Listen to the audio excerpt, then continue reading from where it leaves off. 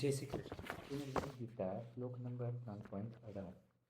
નૈવ તસ્ય કૃતેનાર્થો ના કૃતેનેહ કશ્ચન ન ચ અસ્ય સર્વભૂતેષુ કશ્ચિત અર્થવ્ય પાશ્રયઃ.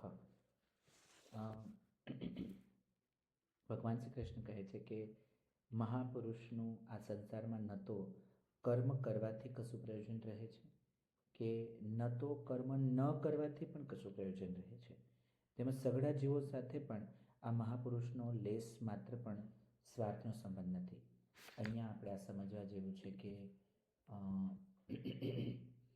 બધા જ કામમાં જ્યારે હું એમ જોઈશ કે હું પરિપૂર્ણ આત્મા છું ત્યારે મારે કોઈ કર્મમાંથી કંઈ મેળવવાનું પણ નથી અને કોઈ કર્મ ન કરું તેમાંથી હવે કોઈ ગુમાવવાનું પણ નથી. જનરલી મનુષ્ય માત્ર બે વસ્તુ માટે કર્મ કરે છે, ક્યાં તો લાભ મેળવવા માટે અથવા તો કંઈક નુકસાન ન થઈ જાય એના ભયથી. બહારની પરિસ્થિતિ, પરિણામો કે બહારના લોકો એની પર આધાર રાખીને જ્યારે આપણે કર્મ કરીએ છીએ ત્યારે સ્વતંત્રતા નથી મળતી. પણ સમજવા જેવું છે કે જ્યારે અંદર પૂર્ણતા આવે ત્યારે બહારની ડિપેન્ડન્સી ખતમ થઈ જાય છે. સો આ શ્લોક આપણને એ બતાવે છે કે સામાન્ય માણસો જ્યારે હું કંઈક કરું તો મળશે અને નહીં કરું તો ગુમાવી દઈશ એવું વિચારતા હોય છે ત્યારે આત્મસ્થિત પુરુષો ન તો લાભની લાલસાથી કામ કરે ન તો નુકસાનના ડરથી કામ કરે.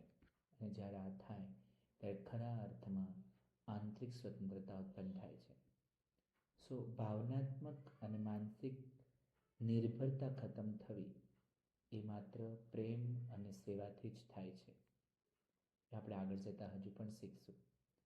પણ એક વસ્તુ મારા માટે અત્યારે હું એ શીખવા જઈ રહ્યો છું કે હું આ કાર્ય કરું છું એ લાભ માટે નહીં, પરંતુ યોગ્ય છે એટલા માટે કરું છું.